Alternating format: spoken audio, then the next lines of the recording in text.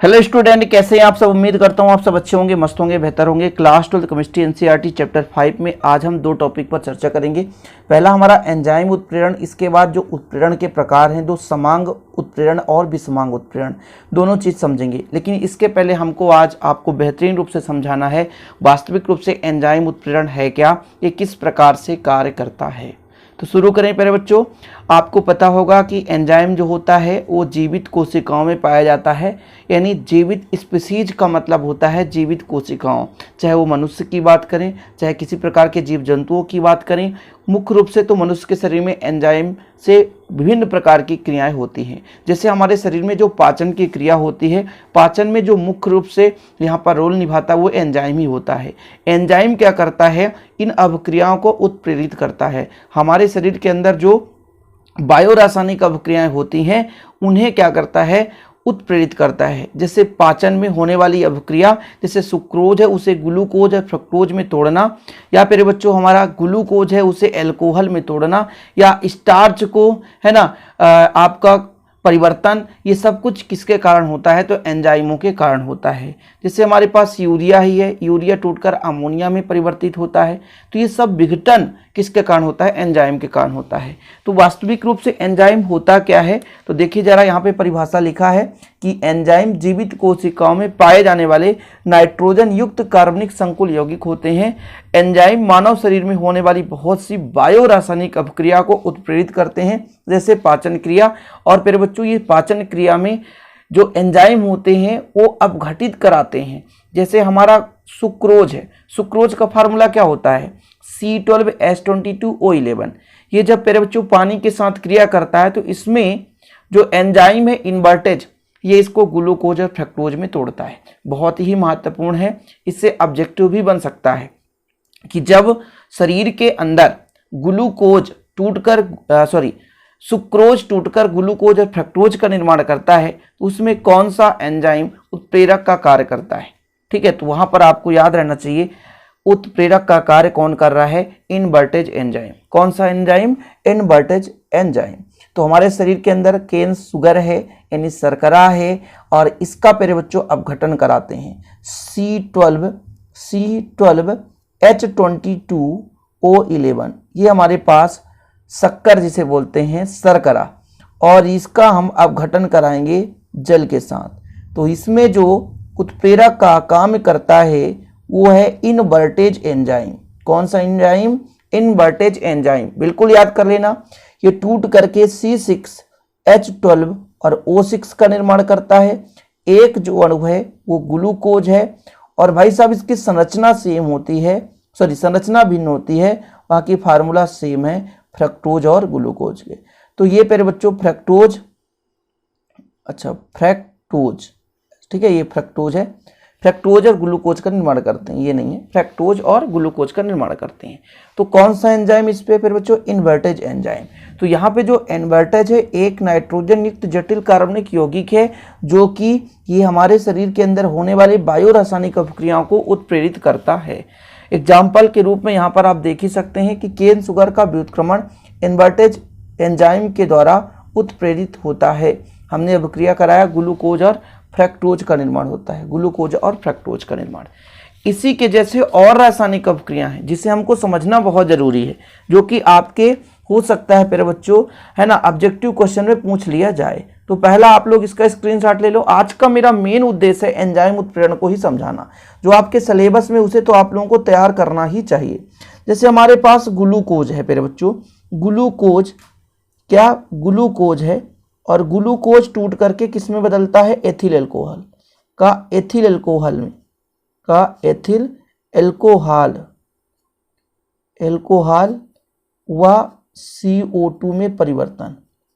बिल्कुल आप लोग लिखोगे मैं जो करा रहा हूं, ठीक है, छोड़ना नहीं है, बिल्कुल लिख लेना। ये दूसरा एग्जांपल है एंजाइम का। ग्लूकोज का फार्मूला क्या होता है, C6 होता है ना बच्चों, लोग इसको काट देता हूं, C6H12O6, ये मेरा ग्लूकोज है। ये जो अपघटित होता है तो एथिल अल्कोहल बनाता है, C2H5OH एथिल अल्कोहल का फार्मूला होता है, और प्लस कार्बन डाइऑक्साइड का निर्माण करता है। यहाँ पर बैलेंसी कराना है तो दो कार्बन है, यहाँ पर 6 कार्बन है। यदि 2 का मल्टीप्लाई कर दें, 2 दूना 4 हो जाता है, 2 का मल्टीप्लाई यहाँ कर दो, कंप्लीट हो जाता है। ये जो अभिक्रिया होती है वो जाइमेज एंजाइम की उपस्थिति में, यानी हमसे यदि क्वेश्चन पूछ दिया जाए कि जब ग्लूकोज एथिल अल्कोहल में परिवर्तित होता है तो किस एंजाइम के कारण होता है, कौन सा एंजाइम उसे उत्प्रेरित करता है, तो वो आपका जाइमेज एंजाइम है। क्वेश्चन यदि पूछा जाए तो आपसे बनेगा ऐसा, बिल्कुल भूलना नहीं। हम इसलिए बता रहे हैं सारे एग्जाम्पल क्योंकि आपको पता होना चाहिए कि प्यारे बच्चों जाइमेज एंजाइम जो है वो हमारे शरीर के अंदर ग्लूकोज है उसको तोड़ करके एथिल अल्कोहल में परिवर्तित कर देता है। किसमें? एथिल अल्कोहल में परिवर्तित कर देता है। ये हमारा हो गया। इसके बाद हम तीसरा एग्जाम्पल देखेंगे। यदि हमारे पास स्टार्च है, क्या है? स्टार्च, इसका भी अपघटन होता है और माल्टोस में परिवर्तन होता है। माल्टोज लिखो या माल्टोस में परिवर्तन, किसका? स्टार्च का माल्टोस में परिवर्तन। भाई स्टार्च का फार्मूला किसी को पता है क्या? पता नहीं है तो कर लो पता। देखो जरा, C6H12O5, इसके जब कई सारे अणु है ना, कई सारे अणु जुड़ जाते हैं तो हमारा कहलाता है स्टार्च। N अणु है, इसमें N अणु पानी भी ले लो तो जब अपघटित होगा प्यारे बच्चों तो बनाएगा C12H22O11। तो इसके N अणु बनेंगे, 6 दूना 12 हो जाता है, इसलिए 2 का मल्टीप्लाई कर देते हैं। तो यहाँ पर ये जो आपका शक्कर का, देखो माल्टोज यानी आपका भाई साहब शक्कर के कई सारे अणु जुड़ जाएं, C12H22O11, कई सारे श्रृंखला का निर्माण करें। एक सिंगल हमारे पास मान लीजिए C12H22O11, तो ये हमारा कहलाता है शर्करा, लेकिन उसके कई सारे अणु हो गए तो प्यारे बच्चों कहलाया ये स्टार्च से माल्टोज बना। अच्छा, इसमें उत्प्रेरक कौन है, कौन सा एंजाइम उत्प्रेरित कर रहा है? तो डायस्टेज। कौन सा एंजाइम? डायस्टेज। लिख लो, यही मेन है। डायस्टेज एंजाइम हमारा स्टार्च है उसे अपघटित करके माल्टोज में परिवर्तित करता है। जो याद करना है उसे तो करना ही पड़ेगा, बिल्कुल भूल चूक की गलती नहीं करनी है। जो हमारे पास क्या है बच्चों? स्टार्च है, क्या? स्टार्च, इसको अपघटित करके माल्टोज में कौन सा एंजाइम परिवर्तित करता है? तो वह है डायस्टेज एंजाइम। कौन सा एंजाइम? Diastase enzyme. एक और आपको एग्जाम्पल याद करना है कि हमारे पास यूरिया है। यूरिया का सूत्र क्या होता है? NH2CONH2। यूरिया जो है अपघटित होकर के अमोनिया गैस का निर्माण करता है। ठीक है, यूरिया होता है NH2CONH2। इसका हम जल अपघटन करा दें, पानी के साथ अभिक्रिया कराएंगे तो इसमें जो एंजाइम है यूरिएज, यूरिएज एंजाइम के द्वारा अमोनिया गैस का निर्माण करता है। तो 2 N है तो 2 NH3 का निर्माण कर दो और आपके पास 3 दूना 6 हाइड्रोजन हो गए, 2 2 4 6 हो जाएगा। कार्बन है तो कार्बन ऑक्सीजन कार्बन डाइऑक्साइड का निर्माण कर लेता है। तो ये जो अमोनिया है यूरिया में बदल रहा है तो ये किसके कारण है? तो ये प्यारे बच्चों यूरिएज एंजाइम के कारण है। ये चौथा नंबर आपको तैयार कर लेना है। चीजें क्लियर हो गई? ऑब्जेक्टिव ऐसे ही बनते हैं। फिर आपको लगता है कि सर हमने तो एंजाइम उत्प्रेरण बस पढ़ा था, 1 नंबर में क्वेश्चन आएगा हम परिभाषा लिख देंगे और इन चीज़ों को हमने ध्यान नहीं दिया, और वही चीज़ आपके है ना सिलेबस में आ जाता है, एग्जाम में आ जाता है और आपको पता नहीं हो पाता, आप नहीं कर पाते। ठीक, अब इसके अभिलक्षण तैयार करना है। एंजाइम उत्प्रेरण के अभिलक्षण, कितने अभिलक्षण? कम से कम 5 अभिलक्षण तैयार करना है। जैसे पहला नंबर है उच्च दक्षता। दक्षता का मतलब शक्ति, पावर, क्षमता, उत्प्रेरित करने की क्षमता प्यारे बच्चों इसकी दक्षता कहलाएगी। जैसे हमारे शरीर में जो भी बायो रासायनिक अभिक्रियाएं होती हैं वो एंजाइम उत्प्रेरण के कारण होती है। एंजाइम जो होता है उत्प्रेरित करता है। तो ये अन्य जैसे बाह्य रासायनिक अभिक्रिया होती है इसके अपेक्षा कई गुना अधिक ये तीव्र अभिक्रिया संपन्न कराता है। जैसे हम मान लीजिए बाहर की कोई रासायनिक अभिक्रिया एक पात्र में, बीकर में करा रहे हैं, उसकी अपेक्षा जो हमारे शरीर में जो रासायनिक अभिक्रिया होती है तभी तो एक सुई लगते ही हमारे शरीर को थोड़ा सा आराम मिल जाता है, क्योंकि वो तुरंत अपघटित होता है। हमारे शरीर में एंजाइम होते हैं उसको तुरंत, कैसे एग्जाम्पल समझोगे? भोजन से तो आप समझ नहीं पाते हो, लेकिन सबसे अच्छा एक टेबलेट खाते हो 5 से 10 मिनट में प्यारे बच्चों वो शरीर के हर एक भाग पर पहुंच जाता है, अपनी अभिक्रिया के साथ रिएक्शन है ना करा करके वो हमारे शरीर को इफेक्ट देने लगता है, प्रभाव देने लगता है, उसका प्रभाव हमारे शरीर में हो जाता है। इसके कारण है वो बताइए कितना हमारे शरीर में विभिन्न अंगों से होकर जाता है, रक्त में मिलता है, इसके बाद शरीर के विभिन्न भागों में पहुंचता है, लेकिन बहुत कम समय में उसका प्रभाव शुरू हो जाता है। समझ गए? चीजें क्लियर है? ये कारण हो गया। एंजाइम उत्प्रेरण जो है हमारे शरीर के अंदर बहुत समान अभिक्रियाओं की तुलना में बहुत ज्यादा, लगभग 8 से 10 घाते 20 गुना बढ़ जाता है। समझे?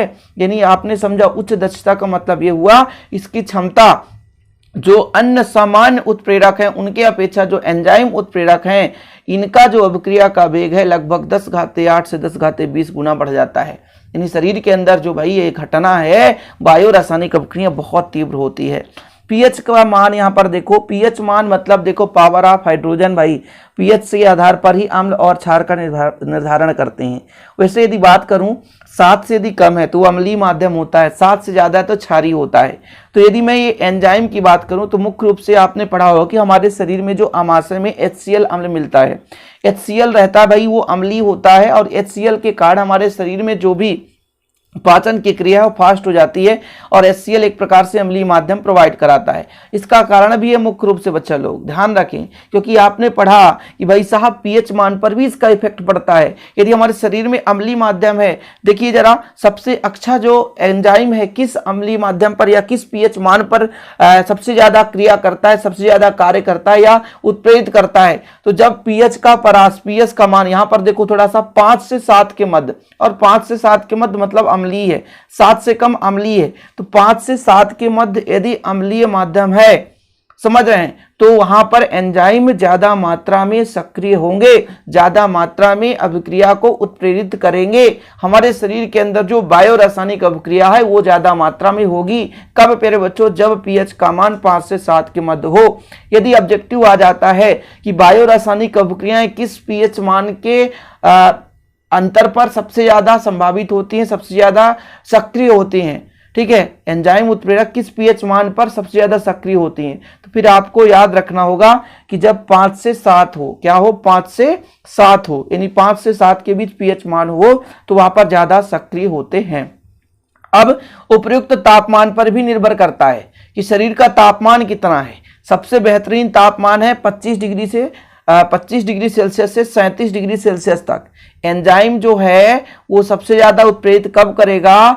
एक निश्चित तापमान पर ज्यादा उत्प्रेरित करता है, वो तापमान है 25 डिग्री सेल्सियस से 37 डिग्री सेल्सियस तक। यही तो मनुष्य का सामान्य ताप है। इससे यदि अधिक ताप हो जाता तो कहते हैं ज्वर हो जाता है। ज्वर हो गया, शरीर में असंतुलन हो गया, एंजाइम भी कार्य करना बंद कर देता है। सामान्य रूप से रासायनिक अभिक्रिया सुचारू रूप से संपन्न नहीं होती, जिसके कारण हमारे शरीर में पोषक तत्वों की कमी भी हो जाती है और विभिन्न प्रकार के रोगों की क्षमता बढ़ जाती है बढ़ने के लिए।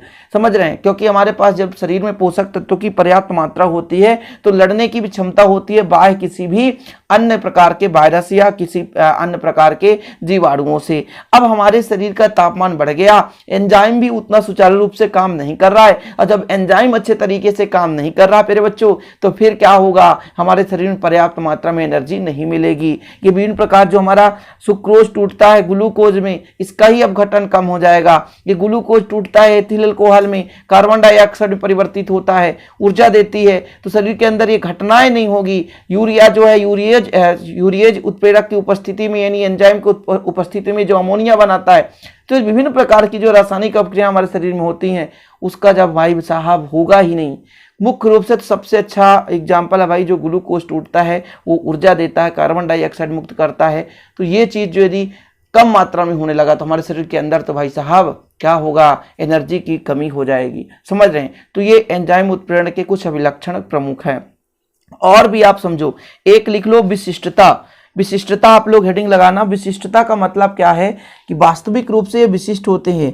ऐसा नहीं कि किसी भी अभिक्रिया में कोई भी एंजाइम प्रयुक्त हो जाए। जैसे जब यूरिया टूटता है अमोनिया बनाता है तो यूरिएज ही उत्प्रेरक के रूप में कार्य करता है, यानी एंजाइम जो है उत्प्रेरित करता है। जो हमारा प्यारे बच्चों विशिष्टता है, इससे आप कैसे समझोगे?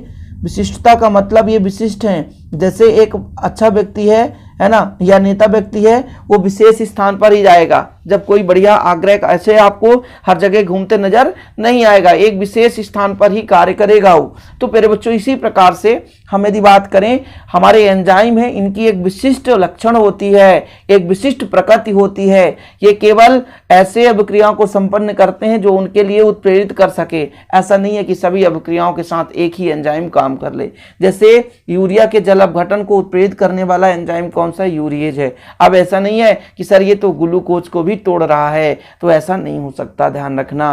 तो इनमें विशिष्ट प्रकृति पाई जाती है, अर्थात एक एंजाइम केवल एक ही विशिष्ट अभिक्रिया को उत्प्रेरित कर सकता है। ठीक है, चीजें क्लियर है? अच्छा, ये 4 हो गए। और आपको लिखना है कि अल्प मात्रा, अल्प मात्रा आपका 5वां नंबर हो जाएगा। लिख लेना, मैं आपको समझा रहा हूं कुछ चीजें ऐसा भाई कि मैं पूरा लिख कर नहीं समझाऊंगा। ठीक है, आप लोग बेहतरीन रूप से ये कर सकते हो। और मैंने पहले भी बता रखा है कि बच्चों यदि इसका हैंड रिटेन नोट्स लेना है तो आपको पर्सनल नंबर दिया मैंने 96 85 29 91 49, इस नंबर पर आप कांटेक्ट कर सकते हैं और हैंड रिटेन नोट्स ले सकते हैं। 100 रुपीज चार्ज है ओनली। अल्प मात्रा का मतलब ये हुआ, जैसे प्यारे बच्चों आपके घर में दाल पकाया जाता है, बोलते हैं खाने का सोडा डाल दो जल्दी पकेगा, तो ज्यादा मात्रा में डाला जाता है।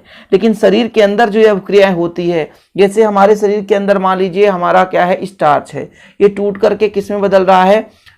माल्टोज में बदल रहा है, समझ लीजिए। और इसमें एंजाइम कौन सा है? डायस्टेज है, क्योंकि स्टार्च से जो माल्टोज बनता है उसमें डायस्टेज एंजाइम होता है। अब डायस्टेज की अल्प मात्रा भी वहां पर उपस्थिति है, तो फिर वो आसानी से अपघटित हो जाएगा। मतलब एंजाइम उत्प्रेरण की अल्प मात्रा में भी रासायनिक अभिक्रिया जो भी होती है, बायो रासायनिक अभिक्रिया आसानी से संभव होती है। अल्प मात्रा में भी उद्देश्य प्राप्ति की यहाँ पर पर्याप्त मात्रा प्रभावित करता है। मतलब अल्प मात्रा भी उद्देश्य प्राप्ति के लिए सही होता है। उद्देश्य प्राप्ति मतलब जो भी रासायनिक अभिक्रिया के फलस्वरूप हमें प्राप्त होता है। इन एंजाइम का अल्प मात्रा है तो भाई साहब रासायनिक अभिक्रिया संपन्न हो जाता है। तो इस प्रकार से एंजाइम उत्प्रेरण आपने समझ लिया। देखो कुछ बच्चे कहते हैं सर बोर्ड में पढ़ाओ, बोर्ड में इसको मैं कितने समय में पढ़ाता? 30 मिनट में, लेकिन यहाँ पर क्लियर हो गया। अभी मैं एक और यहाँ पर टॉपिक क्लियर करने वाला हूँ, समांग उत्प्रेरण और विषमांग उत्प्रेरण। लेक्चर क्रम से देखें, क्योंकि आपको हो सकता है कुछ छूट जाए टॉपिक तो अगले लेक्चर में कंप्लीट हो जाए, इसलिए आप लोग क्रम से देखें। प्लेलिस्ट बना है, आराम से वहाँ पर जाकर के पढ़ाई कर सकते हैं। तो ये टॉपिक हमारा छूटा था जब हमने उत्प्रेरण पढ़ाया था आपको भाई साहब की धनात्मक ऋणात्मक स्व उत्प्रेरण के रूप में सब कुछ कराया था। उसमें ये 2 छोटे छोटे टॉपिक छूट गए थे, समांग उत्प्रेरण किसे कहेंगे और विषमांग उत्प्रेरण, जो कि बहुत ही सिंपल है। देखिए हम जानते हैं किसी भी रासायनिक अभिक्रिया में एक तो अभिकारक होता है और उसमें एक उत्पाद होता है, और जो रासायनिक अभिक्रिया की दर को प्रभावित करता है, जो अभिक्रिया की दर को घटाता या बढ़ाता है, उसे कहते हैं उत्प्रेरक। ठीक है, तो 3 चीजें होती है। कौन कौन सा फिर बच्चों? एक आपका अभिकारक, एक आपका उत्पाद और एक हो जाता है उत्प्रेरक। 3 चीजों में इसमें हम देखेंगे कि यदि अभिकारक और उत्प्रेरक समान प्रवस्था में है, समान प्रवस्था में इसका मतलब ये हुआ यदि अभिकारक गैस है तो उत्प्रेरक भी गैस हो, तो ये समांग उत्प्रेरण कहला जाता है। समान उत्प्रेरण का मतलब ये हो जाता है समांग का, कि अपने ही जैसे पदार्थ को उत्प्रेरित कर रहा होता है। जैसे कोई विद्यार्थी अच्छा पढ़ा लिखा होता है तो एक समान विद्यार्थी को कहता है कि बच्चा तू अच्छे से पढ़, मतलब भाई बोलेगा कि भाई अच्छे से पढ़, तो एक विद्यार्थी को ही उत्प्रेरित कर रहा है। एक भाई साहब आप मान लीजिए स्टूडेंट हैं और अपने ही सहपाठी को क्या करें? उत्प्रेरित करें, जिससे वो पढ़ने लग जाए, तो वहाँ पे समांग उत्प्रेरण होगा। लेकिन वहीं पे आप एक विद्यार्थी और आपको कोई एक टीचर उत्प्रेरित करे, आपको एक टीचर कोई कहे बेटा पढ़ो, तो फिर वो विषमांग उत्प्रेरण हो जाता है। मतलब अपने ही समान माध्यम को उत्प्रेरित कोई कर रहा है तो वहाँ पर समांग उत्प्रेरण होगा। और यदि अपने से भिन्न कोई गैस है और गैस जो है ठोस को उत्प्रेरित कर रहा है, या ठोस है वो गैस को उत्प्रेरित कर रहा है, तो फिर प्यारे बच्चों वो विषमांग उत्प्रेरण कहलाएगा। एग्जाम्पल के तौर पर जैसे मैं यहाँ पर ले लेता हूँ, सल्फर डाइऑक्साइड है। ये सल्फर डाइऑक्साइड ये जब क्रिया करता है ऑक्सीजन के साथ, तो ये भी हमारे पास गैस है, ये भी हमारे पास गैस है। जो इसमें उत्प्रेरक का कार्य कर रहा है वो NO है। क्या है? NO है। ठीक है, ये जो NO है प्यारे बच्चों, ये भी एक आपके पास गैस है, नाइट्रोजन का ऑक्साइड है, और यहाँ पे सल्फर ट्राइऑक्साइड बना रहा है, ये भी हमारे पास एक गैस का। तो गैस आपस में संयोग होकर के गैस ही निर्माण करेंगे, इसमें कोई संशय वाली बात नहीं है। मुख्य रूप से हमें देखना है जो अभिकारक है, जो हमारे पास अभिकारक है और जो हमारे पास उत्प्रेरक है, यदि ये समान प्रावस्था में है तो समांग उत्प्रेरण कहलाता है। देखो, यदि रासायनिक अभिक्रिया में अभिकारक व उत्प्रेरक समान प्रावस्था में है तो इसे समांग उत्प्रेरण कहा जाता है। वहीं पे प्यारे बच्चों, यदि अभिकारक व उत्प्रेरक अलग अलग प्रावस्था में है तो उसे हम विषमांग उत्प्रेरण कहेंगे। जैसे अमोनिया बनाने की हैबर विधि में जो आपका नाइट्रोजन होता है ये गैस होता है, इसमें 3 भाग H2 लेते हैं, ये भी आपका गैस है, लेकिन उत्प्रेरक जो होता है वो आयरन है जो कि सॉलिड होता है। और भाई साहब अमोनिया जो बनेगा वो तो हमारा गैस ही बनेगा। तो ये देखो जरा, इसमें हमने गैस लिया था प्यारे बच्चों अभिकारक, लेकिन उत्प्रेरक यहाँ पर सॉलिड है, ठोस है, तो ये विषमांग उत्प्रेरण कहलाता है। इस तरीके से बहुत सारे एग्जाम्पल आप अपने बुक में देख सकते हो। और आज का हमारा टॉपिक हो जाता है कंप्लीट। और इस लेक्चर में आपने 2 चीज़ तो मुख्य रूप से समझ ही लिया है। पहला एंजाइम उत्प्रेरण, उसके अभिलक्षण, यहाँ से ऑब्जेक्टिव कैसे बनते हैं वो चीज़ भी मैंने करा दिया। इनकी परिभाषा भी पूछी जा सकती है 1 नंबर में, आपसे बनना चाहिए। वीडियो पसंद आए तो लाइक करें, शेयर करें। जय हिंद, वंदे मातरम।